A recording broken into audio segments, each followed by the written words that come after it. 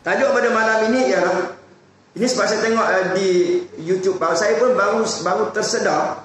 Saya ingat saya agak sebab saya pun taklah berapa ni. Sejak dalam lebih kurang sebulan lebih sikit, saya dah mula masukkan ceramah-ceramah saya di YouTube. Ada 56 ceramah saya, khususnya berkaitan dengan akhir zaman. Bila saya tengok versi Indonesia punya, subhanallah, dah ratusan, dah ribuan dah tentang cerita akhir zaman. Terkejut saya. Jadi tajuk pada malam ini sangat penting. Ada kaitan dengan tauhid, ada kaitan dengan amalan kita, ada kaitan dengan diri kita, ada kaitan dengan taubat. Apa tajuk malam ini? Sistem kezahiran Imamul Mahdi. Sistem kezahiran Imamul Mahdi. Dulu orang kata Imam Mahdi ni bagi setengah-setengah puak lah. Imam Mahdi ni persoalan gaib, tak ada siapa tahu, tunggulah sampai dia datang baru kita tahu. Bukan macam tu. Nabi sendiri pun, orang Yahudi Bani Israel tahu dah tanda-tanda kenabian tu. Lepas dia dah tahu, bagi tahu pada bapa saudaranya Abu Talib, bawa cepat-cepat budak ni. Kalau tidak nanti orang Yahudi tahu akan bunuh dia. Tahu dah tanda-tanda kenabian tu. Sama lah dengan Imamul Mahdi, ada ciri-ciri dia. Nama dia Muhammad bin Abdullah, dahinya luas, hidungnya mancung, akhlaknya macam Nabi, mukanya tak sama macam Nabi, tapi orangnya lawa, orangnya handsome. Jadi semua diceritakan, boleh tahulah. Walaupun tak ramai yang tahu. Jadi ini sistem kezahiran Imamul Mahdi. Ni saya dapat versi ni, versi yang mahal ni. Tuan-tuan dengarkan ya, insya-Allah. Sistem kezahiran Imamul Mahdi. Jadi saya terus pergi kepada poin yang pertama. Imam Mahdi ni dia gaib. Dah gaib dah, dia dah ada. Bukan daripada mula dia gaib, bukan macam tu. Nabi Isa dengan Imam Mahdi, dua tokoh akhir zaman. Nabi Isa dengan Imam Mahdi. Mana lagi hebat Nabi Isa dengan Imam Mahdi? Hebat lagi Nabi Isa. Nabi Isa pun gaib. Nabi Isa diangkat ke langit. Dia tak wafat. Diangkat ke langit, mana dia pun gaib. Kalau Nabi Isa pun gaib, Imam Mahdi, logik akal kita gaib lah. Pasal apa dia gaib? Sebab orang Yahudi nak bunuh. Orang Yahudi ni sangat-sangat benci, sangat-sangat faham dan sedar akan kebangkitan Islam. Sebab itu ada 16 pangkalan tentera di Indonesia dan 1 pangkalan tentera di Singapura. Ni nak kawal Asia Tenggara. Sebab Nabi kata Islam akan bangkit daripada timur. Saya kunu fi akhir zaman yazarul Islam fil Asia. Begitu ya. Jadi sistem kezahiran Imamul Mahdi dia dah gaib. Sebab itu dia kata nanti dia zahir, nanti dia muncul, nanti dia akan keluar. Jadi kan orang kata ni dah sekarang ni tunjuk ni Imam Mahdi, sama ada dia mengaku aku Imam Mahdi, bohong. Atau benda tu ni Imam Mahdi, ni orang ni sekarang bohong. Sebab ada satu orang yang dia tahu cerita Imam Mahdi ni. Orang tu yang paling faham, paling tahu Imamul Mahdi. Siapa dia? Sebabnya dia adalah Wazir Al-Mahdi, orang kanan kepada Imamul Mahdi, dan dia akan dapat satu kuasa di Asia Tenggara, cara aman damai. Dan kuasa itu nanti setelah dia perintah lebih kurang dalam 2 tahun atau setahun setengah, dia beri kuasa itu, serah kuasa negara. Kuasa negara itu kuasa politik kepada Imamul Mahdi. Jadi kita pergi kepada ringkasan sistem kezahiran Al-Mahdi. Bila kita bertanya pada ulama tentang Imamul Mahdi, sekarang ini jawapan mereka tidak memuaskan. Ada banyak itu. Walaupun tanya ulama kibar ni ulama yang hebat-hebat lah.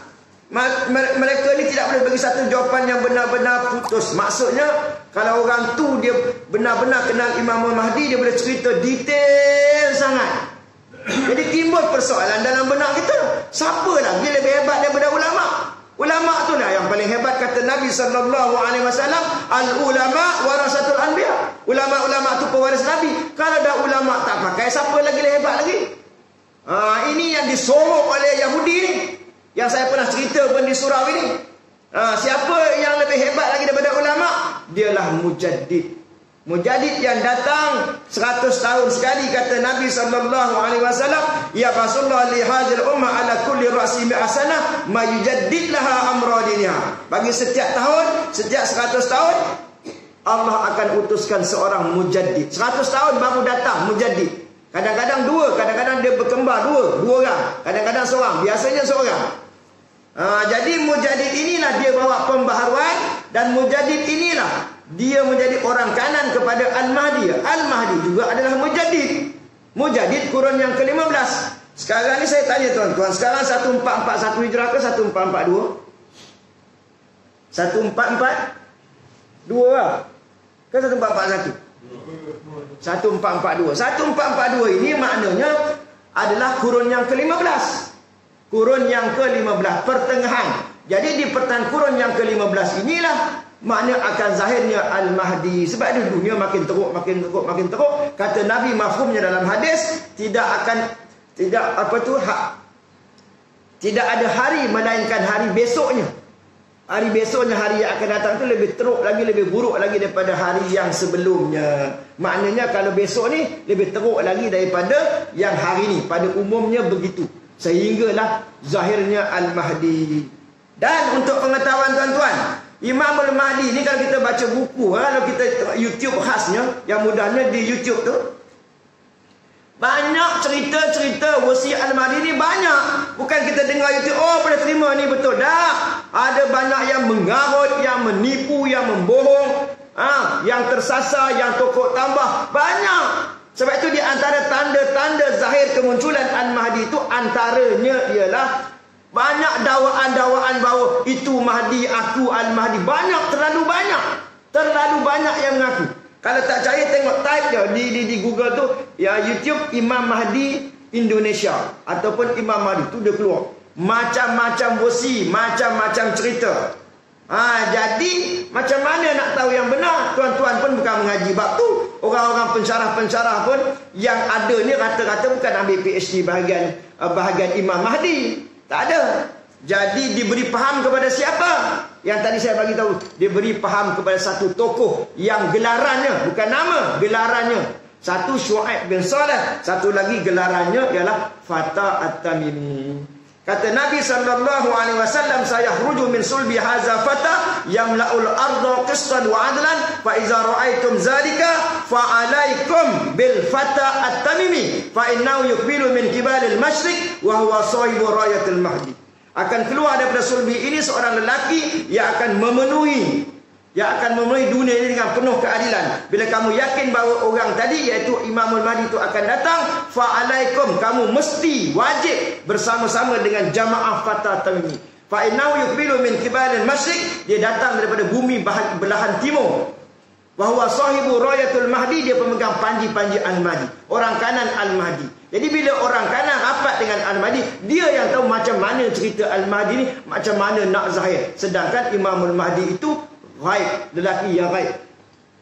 Tapi bila sebut lelaki yang ghaib, yang kononnya orang yang mengaji lebih sikit, dia kata ini dah bau Syiah ni. Dah Syiah tu lain punya cerita, wasi Syiah lain.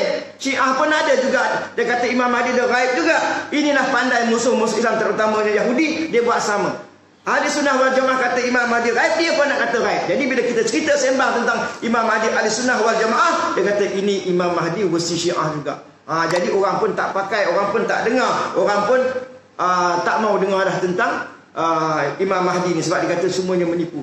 Walaupun seribu cerita, 1000 wasi tentang Al-Mahdi pembohong, menipu, mengarut dia, tapi dalam banyak-banyak tu mesti ada yang benar.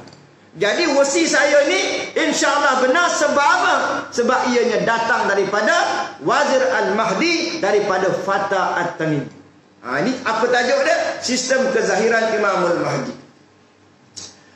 Jadi buat masa ini ada beberapa pendapat tentang Imam Mahdi. Yang pertama, kumpulan yang terus menolak. Bagi mereka Imam Mahdi tak wujud. Hadis-hadis semuanya dianggap hadis dhaif.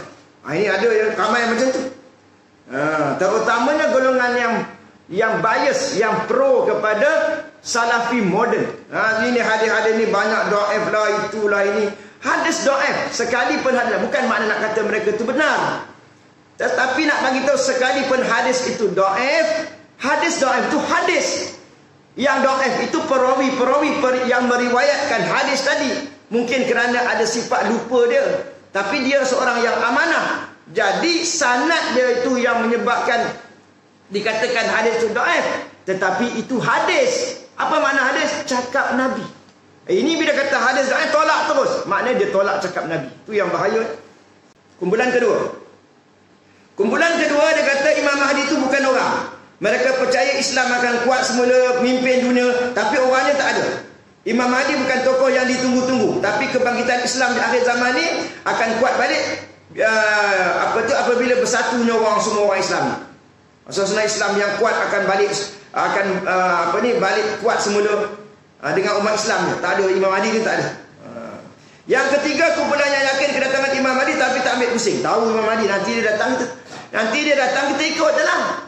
Nanti Imam Mahdi datang, kita ikut sajalah. Dia tak tahu bahawa tentera-tentera Imamul Mahdi, pengikut Imam Mahdi ni semuanya adalah wali-wali Allah belaka. Bila wali-wali macam mana? Masa dia datang tu kita nak ikut. Masa tu mungkin kita kuali. Masa tu kita mungkin berdosa. Masa tu kita mungkin buat maksiat, tak bertaubat lagi. Bukan boleh ikut macam tu. Nak perang, ada nama, istilah catat nama siapa nak pergi perang begini-begini. Bukan boleh pergi je. Jadi Imam Mahdi datang, kita ikut. Itu tak? Itu tak betul. Ataupun tak ambil pusing. Ada yang kata, oh itu lambat lagi 1000 tahun lagi. 1000 tahun lagi ikut suka dia nak cakap apa je. Itu yang ketiga. Yang keempat, kumpulan yang percaya dan yakin dengan Imam Mahdi serta menunggu kedatangannya. Mereka kata bila dia lahir besok kita bai'ah lah. Jadi itu yang apa? Yang yakin dan percaya tapi tunggu kedatangannya. Jadi Imam Mahdi ni memanglah kita tunggu dan kita buat persiapan. Kita tunggu buat persiapan. Persiapan apa? Takkanlah Imam Mahdi pemimpin dunia, nombor satu orang yang paling bertakwa di zaman dia, sebelum kedatangan Nabi Isa, dia nak datang kita tak tunggu. Tak payah tunggu dia datang, kita ikut. Pasal apa? Macam tu.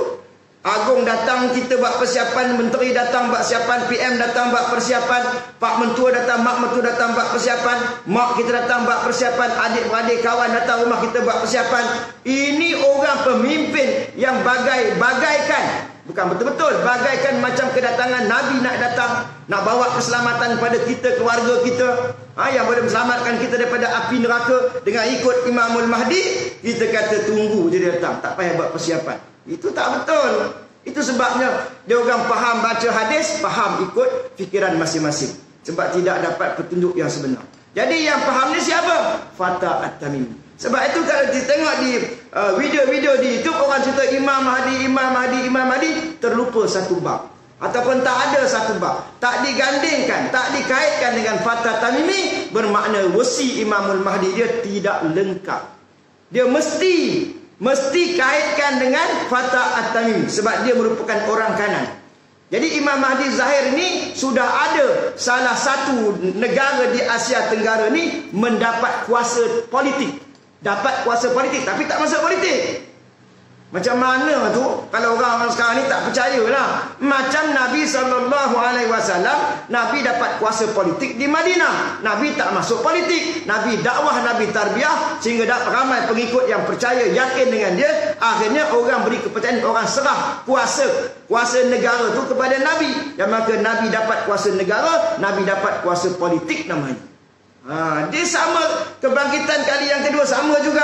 Bila negara itu nazak ekonomi dengan politiknya jatuh merodum teruk sangat, maka kerajaan, maka pemerintah dia akan serahkan kuasa ini kepada, sebab mereka melihat orang-orang yang siasat, orang-orang politik ni akhirnya tak boleh bersatu, duk gaduh, jatuh menjatuhkan sampai punah habis semua. Akhirnya dia serah kepada satu orang tokoh yang bukan orang politik.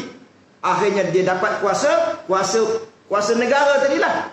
Sebab itu saya nak buat satu video PRU 15 ni, belum lagi siap lagi. Saya nak bagi tahu seruan kepada rakyat Malaysia bahawa dalam Quran menyebut ya ayyuhallazina amanu atiiullah wa atiiur rasul wa ulil amri minkum. Kerajaan yang sedia ada pada hari ini adalah ulil amri minkum, maka haram dijatuhkan, haram dijatuhkan. Sebab itu fatwa Imam Nawawi kata wa ammal khuruju alaihim faqitaluhum fa haramun bi ijma'il muslimin in kanu fasaqaz zalimin. Adapun rakyat bangun memberontak, cara apa pun menjatuhkan, melalui sistem apa pun menjatuhkan pemimpin yang zalim sekalipun, sultan yang zalim sekalipun, hukumnya adalah haram. Ramai orang yang tak tahu ni. Menurut ajaran Ahlussunnah wal Jamaah, kita hanya boleh membetulkan. Ini sesuai dengan kata-kata Sayyidina Abu Bakar. Inni wulitu alaikum walastu bi ghairikum in ra'aitumuni 'alal haq fa'inuni wa in ra'aitumuni 'alal batil fasaddiduni. Wahai manusia, rakyat sekalian, sekarang aku jadi khalifah, kata Sayyidina Abu Bakar. Ini panduan untuk PRU 15 ni. Kalau kamu lihat aku betul, sokong aku. Kalau melihat kamu semua melihat aku tak betul, perbetulkan aku. Dia tak kata jatuhkan aku. Jadi sistem hari ini sistem jatuh menjatuhkan. Jadi kita ni dah berpakat ada tiga kumpulan yang besar, merupakan nadi kepada negara. Bersatulah. Ni tiga ni nak bergaduh-gaduh jadi dua pula dah nak lawan dengan orang kafir. Macam mana? Jadi kita tak faham. Kita rasa orang tu ada kepentingan, orang tu zalim lah, begitu begini. Sedikit masalah tu, kita yang penting adalah perpaduan. Jangan kita sampai berpecah. Nanti negara tergadai, tuan-tuan sekalian. Jadi ingat, itulah antara perkara yang paling penting. Kalau dah nak masuk sistem pilihan raya, kalau nak masuk sistem demokrasi, masuk mengundi, wajib aradi kena menyokong pemerintah yang sedia ada. Jadi kalau kita bagi alasan yang ni zalim dan tak betul rasuah sikit-sikit ni, tak boleh tuan-tuan sekalian. Bukan makna bila zalim dia mesti jatuhkan. Itu yang mungkin tuan-tuan faham. Bukan macam tu kaedah Islam. Sebab itu dikatakan bahawa hendaklah kamu tolong orang yang zalim dan orang yang kena zalim. Orang yang zalim, orang yang zalim pun ditolong. Orang yang kena zalim memanglah ditolong sebab dia kena naya, tolong dia. Tapi orang yang zalim ni tolong macam mana? Tolong ajar dia, dakwah dekat dia, doakan dia supaya dia kembali ke pangkal jalan, jangan dia masuk ke dalam api neraka. Jadi kot mana pun kita tiga parti ni yang besar yang asalnya di Malaysia ni kenalah bersatu. Kalau kita kata pecah dua, nak ambil sistem sekarang sistem majoriti. Kalau sistem Islam tu lain sistem takwa. Wa may yattaqillah yaj'al makhraja. Bila sistem ni sistem majoriti, kita pula nak ambil minoriti, 3 lagi 2, dah kalah esok Melayu dalam apa? Dalam bahaya yang sangat-sangat tuan-tuan sekalian. Yang kelima, Imam Mahdi itu akan lahir orang yang pernah hidup. Pernah hidup lah, tapi Tuhan raibkan. Banyak bukti-bukti yang dapat disampaikan tentang raib ini. Macam mana tahu dia raib ni? Sebab itu saya bagi tahu bahawa yang namanya, yang gelarannya Fatah Tamimi, dia telah pergi ke tempat Imamul Mahdi dilahirkan. Telah pergi, telah tahu susu galuhnya, keluarganya, datuknya, nenek, nasabnya dah tahu. Di mana, jadi dapatlah cerita yang sebenar. Yang ni pun akan didedahkan dalam YouTube tidak lama lagi. Tunggu sampai masanya saya dedahkan semua. Jadi siapa yang berminat tu type lah Da'i Ruknun. Setengahnya saya dah cerita dah secara langsung. Perjuangan Imam Mahdi ni didahului oleh Fatah At-Tamimi. Fatah At-Tamimi dia ada jamaah. Jamaah Fatah At-Tamimi boleh juga disebut sebagai jamaah Imam Mahdi. Jadi dia didik anak buah ni. Akhirnya sampailah Imamul Mahdi itu datang, dia akan serah anak didiknya kepada Imamul Mahdi. Serahnya bukan di Asia Tenggara, serahnya di Mekah bersama lagi 6 orang wazir, 6 orang ulama-ulama, 6 orang ulama yang terbilang, yang bertakwa, bawa lebih kurang 313 orang serah pada Imamul Mahdi. Serah pada Imam Mahdi, masa tu tak ada dakwah-dakwah lagi, masa tu baru terus pergi perang. Hasil perjuangan Fatah Tamimi itu yang akan diserahkan kepada Imamul Mahdi. Di sini banyak ulama terkeliru. Sebab yang diberi faham ni, kalau ulama-ulama ini dia boleh faham 80%, 90%, 95%. Dia takkan faham semua. Tapi yang diberi faham kepada mujaddid, dia orang kanan, dia tahu sungguh-sungguh lah. Macam kita lah, ini bapa aku. 20 juta orang kata itu bukan bapa engkau lah. Kami tahulah itu bukan bapa engkau. Kita ni hidup lama dengan bapa kita, kita tahu, kita yakin inilah bapa aku. Walaupun 20 juta orang kata ni bukan bapa engkau, kita tetap mengatakan ini bapa aku. Aku yakin ini bapa aku. Walaupun 20 juta orang sanggah. Jadi Fatah Tamimi inilah mujaddid orang kanan, dia yang tahu. Sebab itu dikatakan dalam hadis lagi, qala Nabi SAW, bada'al Islamu ghariban wa sayaudu ghariban kama bada'a fatuba lil ghuraba. Islam itu dagang, Islam itu pelik, Islam akan kembali pelik ni zaman. Jadi mereka berpendapat bila IM lahir nanti, Imam Mahdi lahir, satu malam selesai, perjuangan selesai, pengikut selesai, seolah macam magic. Sebab ada hadis yang bagi tahu bahawa nanti Imam Mahdi ini akan disempurnakan dalam satu malam. Jadi antara Imam Mahdi dengan Nabi Muhammad sallallahu alaihi wasallam, mana lebih hebat? Tentulah hebat Nabi Muhammad sallallahu alaihi wasallam. Nabi pun nak bina negara Islam 13 tahun di Mekah, 10 tahun di Madinah, mengambil masa 23 tahun. Takkanlah Imam Mahdi nak buat satu negara Islam dalam satu malam sahaja. Jadi apa maksudnya? Jadi orang-orang tak faham, di antara ulama tak faham. Jadi yang faham siapa? Dia beri faham kepada mujaddid ni yang faham. Jadi Rasulullah berjuang berpuluh tahun susah payah baru menang. Tiba-tiba Imam Mahdi satu malam saja. Sedangkan dia bukan Rasul dan bukan Nabi. Tak logik. Pendapat ini kita tolak, kerana dia seolah menghina Rasul. Adakah satu perjuangan mengislamkan dunia satu malam susah? Jadi maksud hadis itu bagaimana? Jadi maksud hadis itu ialah Fatah At-Tamimi yang ada jamaah Taifah, maka dia membina, dia melahirkan role model, didik anak buah dia sampai berapa tahun? Lebih daripada 40 tahun. Kemudian yang Imamul Mahdi muncul dia daripada alam ghaib, kemudian serahkan satu malam. Jadi daripada alam ghaib tu semua dah sempurna lah. Daripada kerohanian dia, takwa dia, kan? Maka diserahkan tadi yang lahir dia dalam masa satu malam, dalam masa yang singkat saja. Itu baru logik, baru benar. Jadi maknanya Imam Mahdi nanti diterima semua orang kerana melalui sistem. Itu nama sistem. Dia bukan ada orang mimpi kalau tengok versi YouTube Indonesia ni. Dia mimpi lah juga, dia yakin itulah Imam Mahdi. Sekalipun kalau dia tidak mustahil mimpi Imam Mahdi, tapi Imam Mahdi mesti dikaitkan dengan Fatah At-Tamimi. Mana jemaahnya kena berbai'ah, semua hadisnya cukup. Dengan ada sistem. Apa yang dimasukkan dengan sistem? Sistemnya ialah Fatah At-Tamimi mendapat sebuah negara Islam tulen, baldatun thayyibatun wa rabbun ghafur, kemudian dia memerintah. Jadi bila dia perintah, orang Yahudi serang Asia Tenggara ni. Sebab dia orang dah tahu Islam dah bangkit dah yang sebenarnya. Bila dia orang serang, orang ni adalah orang yang dijanjikan. Fatah At-Tamimi dan Imamul Mahdi, nama dia Muhammad bin Abdullah, adalah orang yang dijanjikan. Orang yang dijanjikan, apa maksudnya? Disebutkan dalam hadis. Imam Mahdi, Fatah Tamimi, Syu'aib, disebutkan dalam hadis. Jadi bila disebutkan dalam hadis, jadi besar pengaruh dia, peranan dia. Maka dia akan di backup. Apa makna backup? Disokong oleh Allah Subhanahu Wa Taala. Maka mereka tidak akan kalah lagi. Islam akan terus menang. Al-Islam ya'lu wa la yula alaih. Itu namanya sistem. Dia bukan turun, tak ada siapa sambut. Agung datang pun ada orang sambut, menteri datang pun ada orang sambut. Takkanlah Imam Mahdi datang seorang-seorang. Tiba-tiba orang biasa pula tahu ini Imam Mahdi. Bukan macam tu, dia ada sistem dia. Jadi perjuangan Imam Mahdi ini sistematik, bersama sistem, sehingga orang boleh mudah terima. Sistem ni tak ada seorang pun ulama tahu. Kita kena berani kata macam tu. Tercabar agaknya ulama-ulama yang tentu ni. Tercabarlah mereka. Kami ulama. Siapa yang rasa diri dia ulama lagi berat.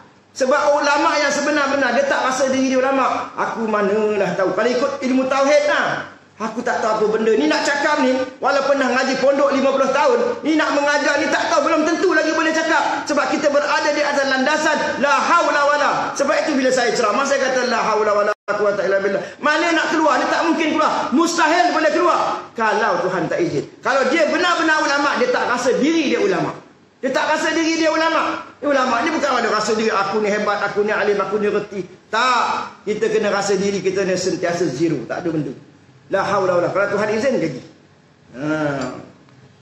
Jadi walaupun dia ulama besar, dia tahu sebab dia diberikan pada seorang sahaja yang Allah rezekikan. Dialah mujaddid yang diutuskan setiap 100 tahun. Kalau dia tak istimewa, buat apa dia diutuskan pada setiap 100 tahun? Setiap 100 tahun akan datang superhero. Tapi ada lagi orang yang lebih hebat daripada superhero. Tak ada makna dah hadis tu. Bila setiap 100 tahun ada superhero datang mujaddid, dia maknanya mujaddid tentulah istimewa. Jadi syarat-syarat yang diberikan nak tentukan dia ni mujaddid ke tidak. Yang pertama, lahirnya di awal kurun, bawa kepada sampai pertengahan kurun. Lahirnya awal kurun.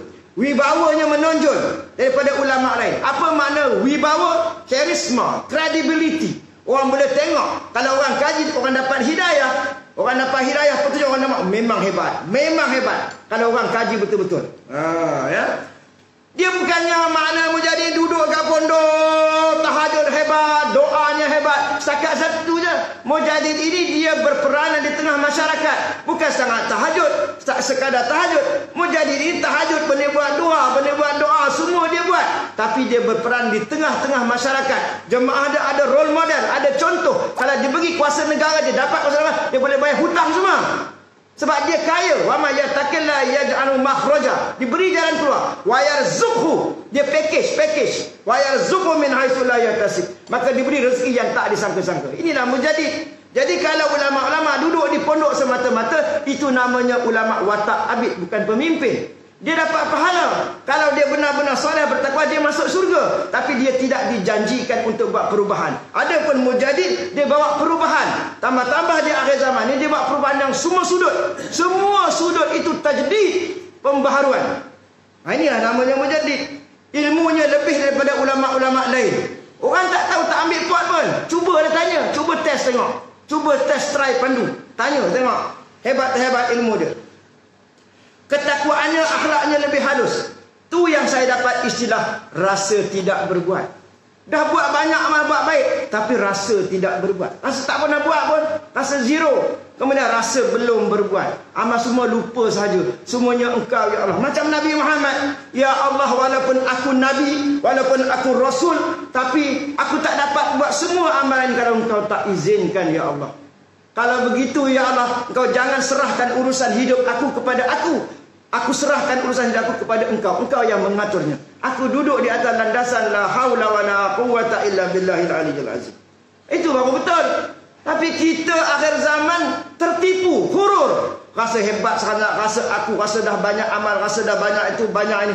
Ini namanya tertipu. Tauhid tak mantap lagi tuan-tuan. Sedangkan nak lepas diri dalam kubur dan di padang mahsyar, mestilah mempunyai tauhid yang benar-benar mantap. Rasa diri dia tak ada apa tuan-tuan. Dan mujahid ini bertaraf mustahil. Maknanya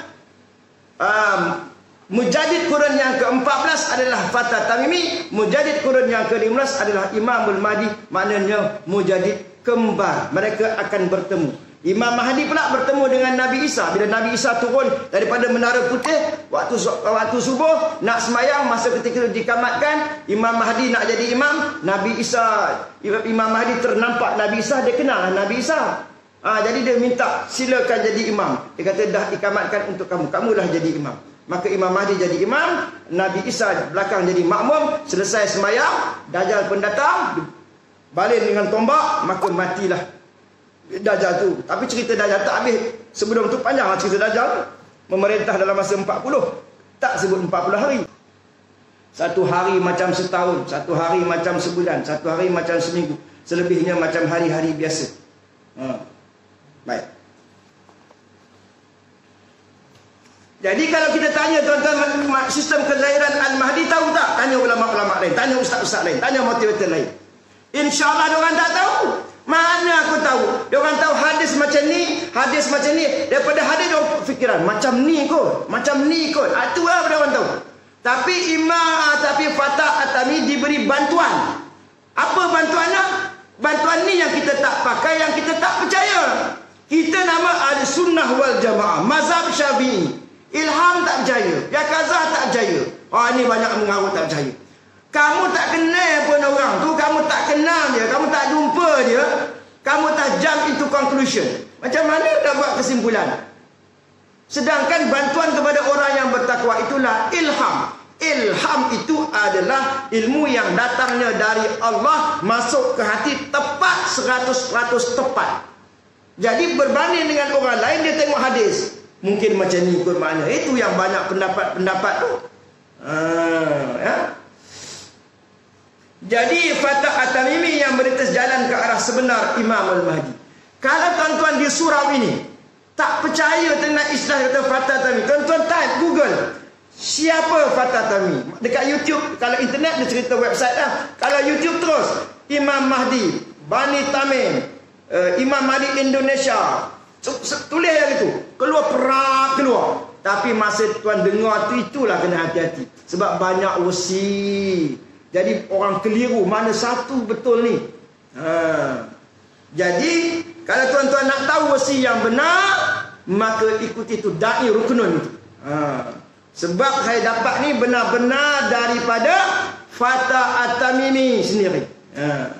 Jadi bila Imam Mahdi lahir, segala perjuangannya, jemaahnya diserah kepada Imamul Mahdi. Baru munasabah satu malam terjadi perjuangan sesuai dengan hadis tadi. Fatah At-Tamimi ini dia membangunkan jemaah, akhirnya kejayaan yang terbesar ialah mendapat daulah. Hatta ya'ti qaumun min qibalil masyriq fayuqatiluna fayunzalun fayutawna masalu fala yakbalunahu hatta yadfa'uha ila rajul min ahli bait. Hadis tadi. Kejap ya azan. Ni nak kata masa tu kejap. Laju benar masa berjalan. Kita akan sambung lagi. Jadi rumusan daripada sini maknanya Fatah Tamimi dia dapat daulah. Mana mungkin Ustaz? Sekarang ni zaman orang perang menjatuhkan, zaman bergaduh. Macam mana dapat secara aman? Tak faham. Yang pertama, kita belajar tak sifat 20? Belajar. Apakah sifat harus? Sifat harus bagi Allah. Dia ada kena-mengena dengan tauhid, iaitu menjadikan sesuatu yang mungkin. Mungkin tak kuasa negara diberi secara aman. Mungkinlah. Macam mana mungkin bila mana hirup pikuk dalam politik ini begitu menjatuhkan macam-macam yang berlaku. Akhirnya siapa benteng negara? Sama ada di dekat sultan-sultan dekat Indonesia pun ada terbenam. Tahu tak benam tertutup. Lepas ni nak berperanan semua tu. Kalau di Malaysia ni raja-raja, tuan-tuan tahu peranan raja-raja sultan, itulah benteng kita yang terakhir. Keturunan Ahlul Bait. Sultan-sultan ni keturunan Nabi, bangga kita, seronok kita. Alhamdulillah. Ada Said, ada Habib, ada Habaib, ada dulu Wali Songo, sahabat-sahabat dah pergi Nusantara, keturah isteri Nabi Ibrahim. Semua cerita tu kalau digabungkan, Azman Khan daripada Hadrat Maut datang mendakwah dekat sini semua. Dapatlah keturunan zuriat Rasulullah. Jadi zuriat Rasulullah ni, Ahlul Bait ni ada peranan dia. Jadi di akhir-akhir nanti peranan tu adalah milik sultan semua. Jadi sultan ni akan jadi benteng kepada negara di Asia Tenggara ni. Sebelum akhirnya diserah kepada satu tokoh. Serah dengan aman. Dengan aman. Lepas tu aman, Yahudi attack. Tapi masa tu sudah ada karamah. Itulah orang Islam ni kena percaya ada karamah wali-wali ni. Maka negara aman, tanam apa, Masya Allah, cepat dia berbuah semua, berkat semua. Galian-galian daripada tanah semua keluar. Hutang boleh bayar apa semua. Jadi gabung ni, Asia ni akan bergabung. Di mana yang belah Asia ni dipimpin oleh Fatah Tamimi. Akhirnya nanti bila dah kuat, diserahkan kepada siapa? Al-Mahdi, Imamul Mahdi. Jadi Imam Mahdi datang ni khabar gembira. Sebab itu Nabi kata dalam hadisnya, Ubashirukum bil Mahdi, aku nyatakan khabar gembira. Sebab apa khabar gembira? Sebab kalau kita banyak dosa, ingat cakap saya tuan-tuan, kalau kita banyak dosa, insya-Allah kita akan disempatkan bertaubat, diproses oleh Allah Subhanahu Wa Taala melalui Imam Mahdi. Akhirnya kita sempat taubat. Sempat taubat tu yang kita nak tadi tu. Dosa-dosa kita semua banyak mana melaut ke besar ke kecil ke, semua akan terhapus. Kita mati dalam keadaan beriman. Lebih-lebih pula jadi pula tentera Al-Mahdi, bai'ah dengan dia, selamat. Kalau panjang umur tuan-tuan. Bila tu Ustaz? 1000 tahun? Tak. 500 tahun? Tak. 20 tahun pun tidak. 10 tahun pun tidak. Bawah 10 tahun. Dekat lagi. Macam mana tanda-tanda ada yang nyata-nyata tu Ustaz? Tanda-tanda yang nyata sekali bila mana tengok di Asia Tenggara mana negara dapat jadi negara Islam yang pertama. Itu tanda Imam Mahdi nak datang. Bila ada satu negara dapat jadi negara Islam dengan aman, syarat dia dengan aman. Lepas dengan aman tu maknanya dah nak dekat dah Imam Mahdi tu nak datang. Jadi di antara tanda lain, di tanda yang jauh tapi dah dekat juga lah. Bila ramai orang bercakap tentang Al-Mahdi. Tuan-tuan tak percaya, buka YouTube. Fatah Tamimi berat banyak, Imam Mahdi berat banyak. Banyaknya ratus ribuan. Kalau belum campur satu dunia ni, ribu-ribu orang dah bercakap tentang Al-Mahdi. Tiba-tiba kita di sini, aku tak suka lah tajuk ni. Berat. Berat tuan-tuan, kena minat, kena suka. Pemimpin nak datang selamatkan kita, iman kita, kita kena bergembira dan buat persiapan taubat. Bukan persiapan cekak pinggang. Taubat, beramal, ikhlas, tebus dosa, banyakkan buat baik, banyakkan sedekah, niat untuk mak ayah kita dan sebagainya. Wallahu a'lam.